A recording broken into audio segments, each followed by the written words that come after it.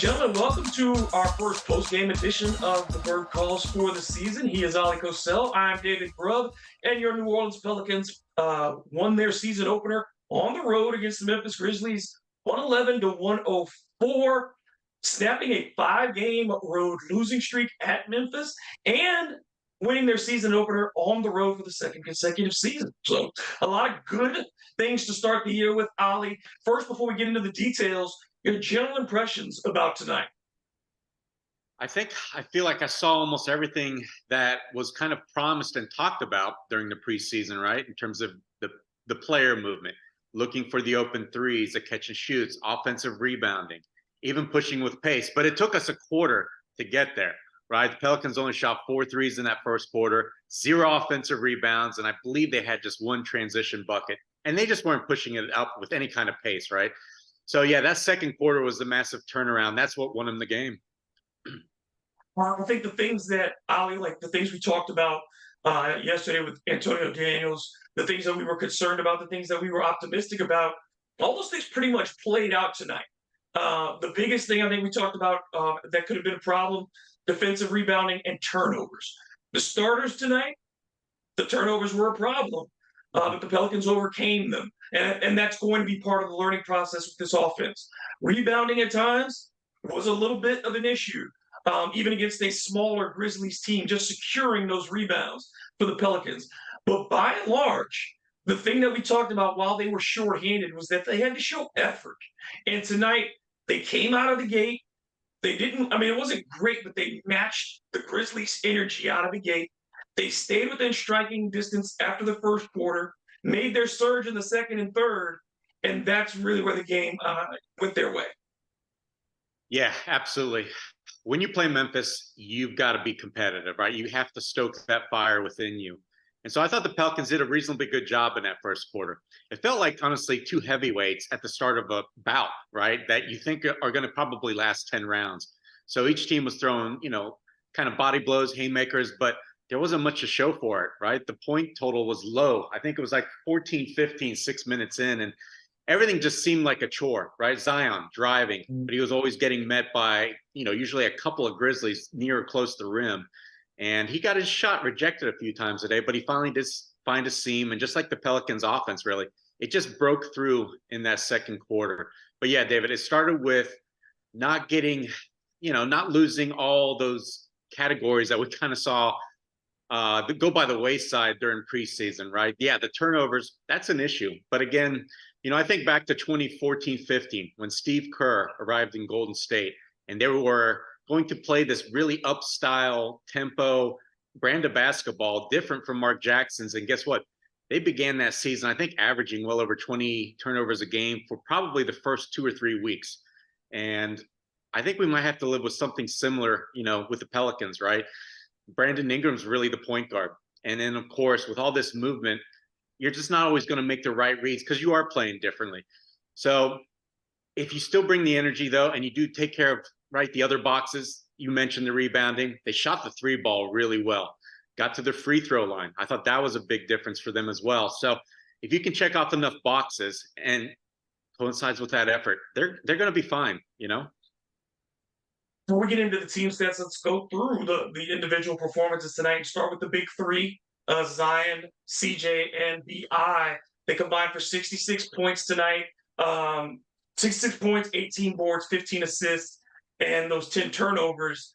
But you got a little bit of everything, and each one had their opportunity. BI comes out in the first quarter, kind of gets himself going. CJ started going in the second quarter. Zion only finishes the first half with 6 points, but in the second half, he said they changed up the offense and made it work for him a little bit more by getting him up top and allowing him to penetrate that way. And then, of course, defense turning into offense where he was able to get out and transition and not have to worry about shot blockers because nobody's going to outrun Zion or outjump him in the open court. Right. Zion came out ultra aggressive. I know his first couple of touches were drives, but they resulted either, like I said, block shots or turnovers. And that seemed to be almost the general theme for me. The Pelicans are almost trying to force things, right? And it wasn't until they started going to their bench, which, when you go to the bench and you've got some shooters out there, it's going to space the floor. And suddenly guys that aren't typically used to, right, having the ball in their hands, they're just really in there for one role, and that's to shoot, like Jordan Hawkins, Matt Ryan. I think that really helped settle the Pelicans down, and that flow really dramatically improved. So after that, yeah, David, things fell into place. Brandon finally found the stroke, from right, mid range, and it's a good mid range tonight we saw from him. Right, it's not just inside the 3-point arc. It's not one of these that he's really fading back, but he's in his sweet spots, right, around the elbows. And when you're there, you can rise up over anyone if you're BI, including Zaire Williams tonight. I mean, he canned a couple of them right in his face. But CJ, I think CJ was the one that was just most consistent throughout in terms of scoring, right? If the Pelicans needed a bucket, he provided. And then, of course, outside of those big three, got to tip your hat, right? Jonas, he kept his spacing when Zion was out there. And guess what? Ended up with 2 threes. Now, granted, they were super wide open, but again, that's going to be his role within the offense. When one of BI or Zion are going to the lane or are in the lane, he's got to be out there on the perimeter. And I thought he did a good job. But then Herb Jones, I thought Herb was outstanding from start to finish, right? Between the defense to just his timing and reads, right? He seemed to, the playmaking, right? He had 3 assists. He had a couple really nice passes, I remember. When he got those open catch and shoots, 0 hesitation. But most importantly, I thought his 8 rebounds. That was crucial. So I know Zion ended up with 7 in BI, but theirs were a quiet 7, right? Herb was in there contesting, grabbing those boards when the game was really still up for grabs. The offensive boards for Herb, huge in that regard. Again, 8 boards total, 3 assists, a steal, a block, just a Herb Jones performance, and one of only 2 starters who ended up with a positive plus minus. And it's not reflective completely of the minutes, because Zion only played 32 minutes tonight. I think they wanted to ease him into it and give him an opportunity to find his way. And then you have BI, Herb, and CJ all playing 36 minutes plus. And I think they did a good job with Jonas keeping him at around 29 minutes. I'd like to see that maybe around 25, but they don't really have a big behind him to take a lot of those center minutes yet.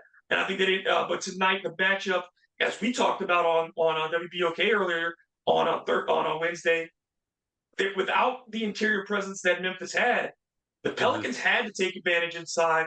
Like I say, Jonas hitting the 2 threes, but also 12 boards and closing out defensive possessions, which is so huge for this team. Yeah, that was a recipe for success last season, right? Keep guys out of the lane, contest the threes, and limit opponents to 1 shot.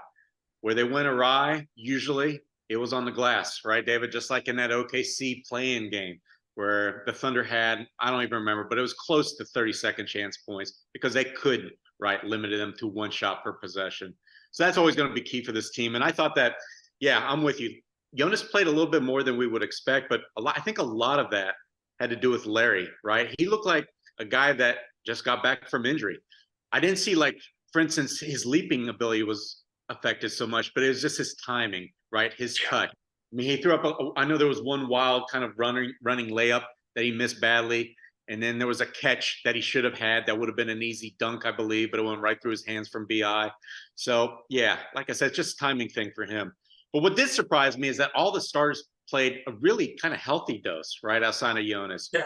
So Dyson, he was the leading guy on the bench with 19 minutes. I thought for sure he'd sniff about 25, but I guess it shows you. Willie really wanted to get this game tonight, right? He wanted to get this team off to a good start against, like we said, right, on your radio show, against a winnable Grizzlies team. Yeah, I think too, we saw as the Grizzlies kind of closed in the fourth, that had both positive and negatives, because I think the Pelicans were tired a little at the end because they had not played a ton of minutes in the preseason. And you saw it in CJ's legs, I think. He was hitting his shots consistently and then missed a couple at the end just because I think his legs were a little tired. The form was still there. And in particular, we see for CJ how different it is injured CJ McCollum versus healthy CJ McCollum. And you've been talking about his shot all off season, what you've seen in practice, and how it's come off his hands. And tonight, again, you saw that was that classic CJ, straight up and down, great arc on the shot, quick snap on the release. There was just no hesitation in it. Where last year, quite frankly, there were times where he was pushing that shot because he could not get the flexibility in his hands. David, he was laboring last year for probably what, the last 3 months. And then you've got to throw in he dealt with COVID, had another different sickness. It was a really rough year for CJ, on top of not making the playoffs for the first time in his career. But yeah, we heard from David Griffin right on Media Day that nobody has looked better than CJ in the practice gym. And that's was kind of confirmed all through training camp for me. I was just watching him, and his shot just looks so pure and effortless, the way it used to look right in Portland after every practice. So I just had a sense that he was going to come into the season guns a-blazing in top form. And we saw it tonight. And we saw him also in his best role, right, David? I don't think he had too many playmaking opportunities. Most of his assists came because he was swinging the ball, making the right pass, not being asked to create with the dribble. So loved everything from CJ.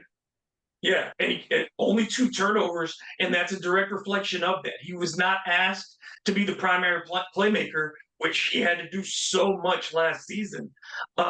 We talked about the bench a little bit. The second quarter in particular, Matt Ryan comes in, knocks down 3 threes in that second quarter to really get the Pelicans ignited.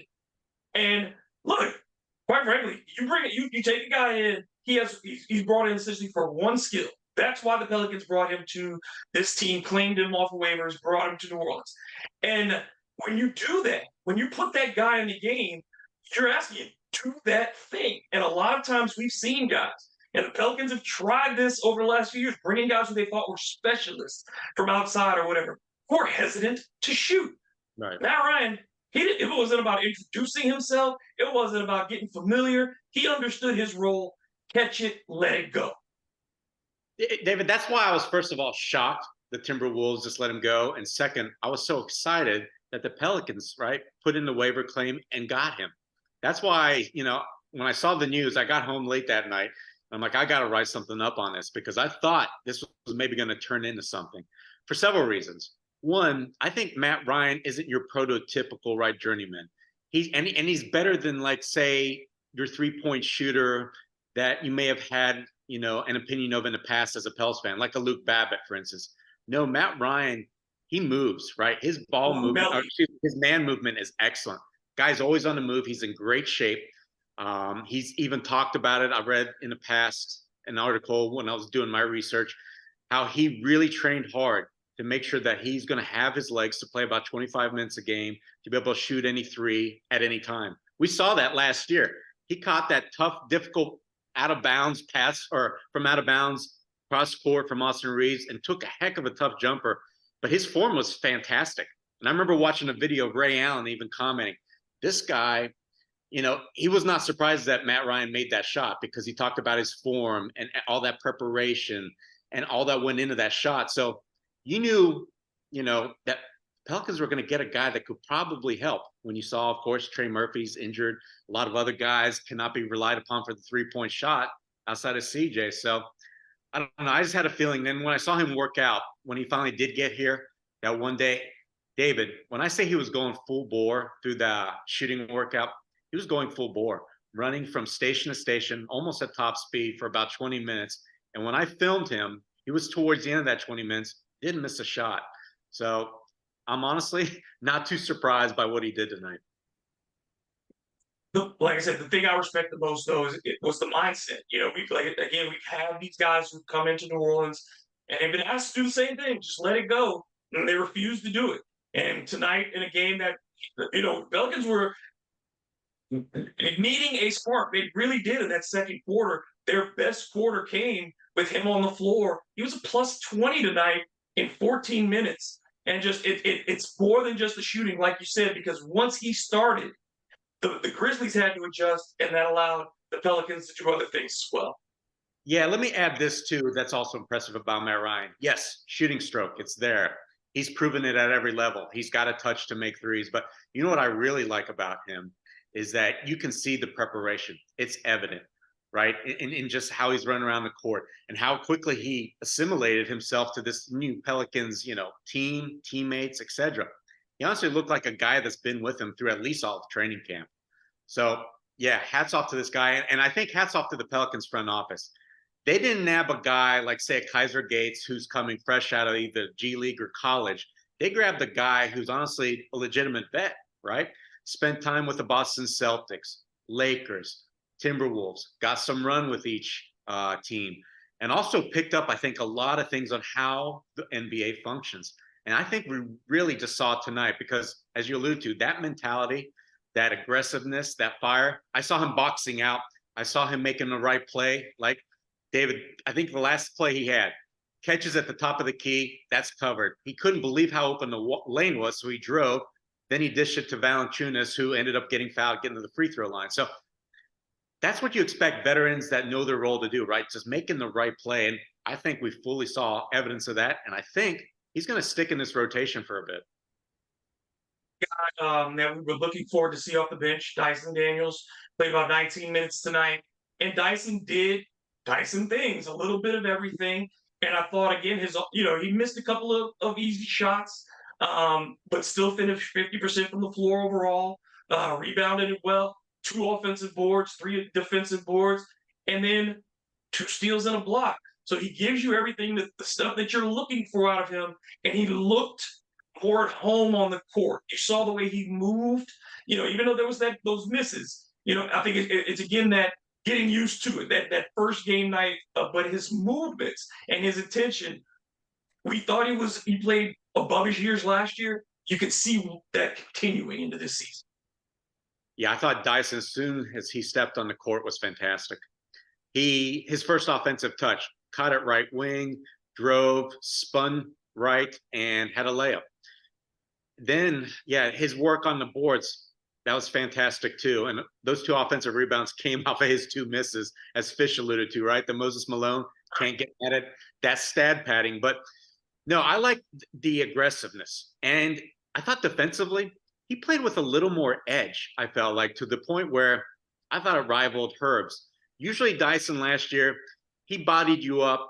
He, nothing seemed to phase him, right? But he didn't seem as aggressive, right? In terms of going for steals, in terms of really just throwing his weight around like he did this season compared to last. So I think we're seeing a little bit more growth even on that end.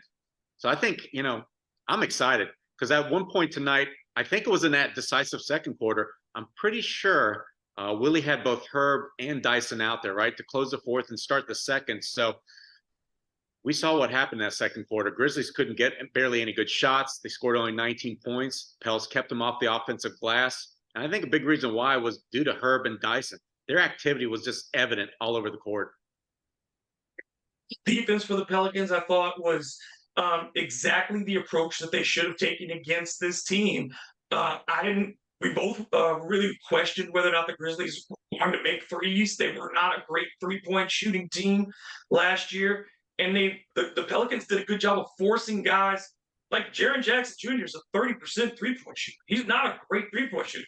Pelicans made him take a lot of, or let him take a lot of them. But that's defensively, that is a mechanism too. Making sure that the people you want have wide open looks so that they will take them. And the Pelicans did that tonight, I thought, very well. And holding the Grizzlies overall 28% from 3. Last year was at 29.9, I believe, for the Pelicans overall. So, again, a better percentage from there. Held the Grizzlies below 42% overall. Out rebounded them by plus 15 there. Beat them on the offensive glass as well. The assists, you'd like them to be higher for the Pelicans overall, but they got some one-on-one opportunities that they were able to take advantage of as well. Like you said, in some of those drives, the turnover is also a problem for the Pelicans as well. They had more than they should have, but that's a byproduct of the new offense and some carelessness. But then, and I think the only part that that the Pelicans still struggle with, they lost the battle of points in the paint overall against the team that doesn't have a lot of interior scorers, and that is something they still got to work on. Yeah, the biggest thing to me was that, yes, they had 21 turnovers, but guess what? Memphis scored 2 fast break points. Last year, David, do you remember what it was? Pelicans turned it over. Memphis was coming down on a fast break. Now, I know John Morant had a lot to do with it, but there was a game or two, right? He hasn't played in the last couple of years, and yet they still, right, tallied high numbers in that category. So I thought that their turnovers tonight weren't the ones that were the killers, right? A lot of that was dead ball situations. So that was good to see. And yeah, to your point, everything else, things could be cleaned up. They gave up 50 points in the paint, but again, I think that was more Xavier Tillman than, as you allude to, He Jaren had some Jackson. nice moves. Xavier Yeah, Tillman made some I'll tell you nice what, plays. Tillman scored over Jonas's length around Larry, and then if you had a guard, man, he just pushed him aside. Whether it was Dyson or Kyra, it didn't even matter. He's a good, solid piece for them. But if you're relying on him to be your second most effective scorer, I don't think Memphis is going to win too many games that way. And that's what happened tonight. They need Jaren Jackson to be better, right? He settled for threes, didn't really look to attack the paint. He was really just one dimensional, I thought, where he just, affected Pelican shots in the lane. So I don't think the Grizzlies had anybody really to create their offense, and that's what this shows when you don't have your point guard. They lost, John Moran obviously to the suspension, and then Tyus Jones Yeah, is gone as well. Mm-hmm. So Tyus Jones was maybe the best backup point guard in the league last year by a lot of people's estimations. Just he kept that team running all those times that Ja was gone for various reasons. And when he came in, he was a nightmare for the Pelicans when they played each other. So I think that the Grizzlies certainly have some issues that they've got to deal with. But if you're the Pelicans, like I said, nobody took mercy on them last year when they were missing players. They never do. This is the NBA. It wasn't perfect, but you got a 7-point road win against a division opponent to start your season, and it's a team that's probably going to finish in the top 10 in the West as well. So I think with that being the sum total, the Pelicans walk away and come back to New Orleans on Saturday, looking at a Knicks team that lost its opener. It is also going to be traveling as well, and I think that there's things that they've got to be to feel like they can take advantage of against the Knicks as well. Yeah, look, we were told all week, right after the last preseason game, they were going to utilize the 8 days they had off in practice, working on fundamentals, on cleaning things up. And like I said, outside of that 21 over 20, what was it? Yeah, 21 turnovers they had. I think they really did a good job in that department. So what they're going to do now, they get 2 more days off, and you just like their odds, right? Maybe being able to use this as a little bit of a springboard. Because like I said on your radio show, David, this was the gettable game of the 4, and it's the first one. So you really want to get that one. And they did that. They pretty much, we nailed it to a T on what they needed to do. Try and control Bane. He got a little bit loose, right, for some threes. But other than that, yeah, very effective game plan. And so this you've got to feel is going to carry over some. Because I saw Brandon Ingram, right, find his comfort zone where he didn't really find it in preseason. Herb found his spots. They knew when to look for Jonas. CJ, we already talked about him and his role. And then Zion, I think probably kind of figured things out to where, okay, yes, I'm a guy that's going to attack the paint and do it, repeatedly. But then I thought he really started looking more for his lanes. And he even had that midi right towards the end of the game from just inside, right below the free throw line. So I think he figured out a way to be a little bit more effective, because I'll tell you what, going forward, I don't want to see him crash to the floor as much as I did tonight, because those bumps and bruises on that big guy, they're going to add up over the course of a season. So, yeah, our biggest concern, David, was what? The bench. And I thought the bench, even Jordan Hawkins, right? Not a huge, stat line. Kyra really didn't contribute, but their minutes were solid. The defense didn't collapse. They still ran the offense with the run. So, yeah, I feel like I said, you can carry things over from this. Yeah, I think it was a good, solid opening night performance, and the kind of thing that's going to have the building rocking on Saturday evening. I think this is what they wanted to see. They didn't want to see perfection. They weren't expecting perfection, but they wanted to see 48 minutes of effort, and they gave that tonight. There was 40. It wasn't perfect again, but they were always competing. And that for the Pelicans last year was a rare thing, to say that you could watch the game and say they competed from start to finish. And I think they did that tonight. And I like the adjustment to give Zion the ball at the top of the key at times, and abandon the motion for a second and allow him, hey, do what you do, get yourself into a rhythm. And he was able to drive in, initiate contact, finish layups, score, and do those things. I thought that, they are not strict adherents to a system. They understand. I think that's what Borrego brings is, okay, we don't need to do this right now. Really, we're going to do this for this stretch. We don't need to run that because these guys are in.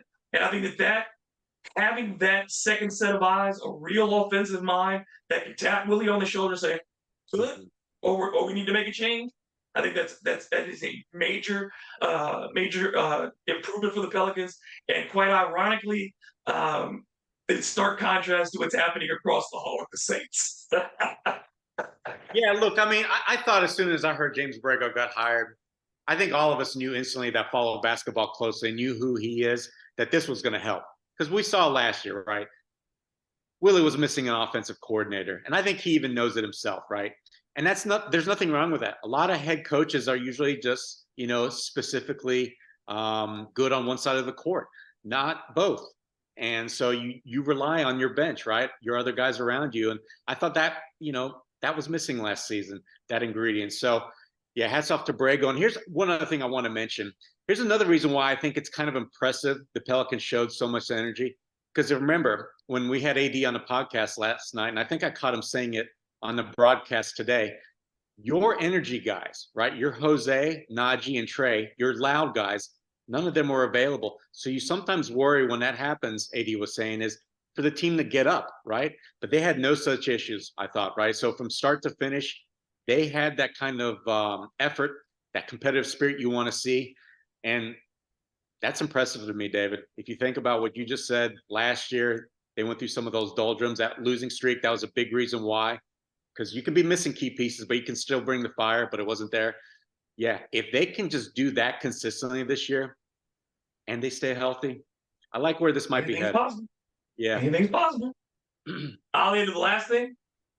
Zion snarled a lot tonight. Snarled. Barking at the Like, refs. Yeah, he was looking for foul calls.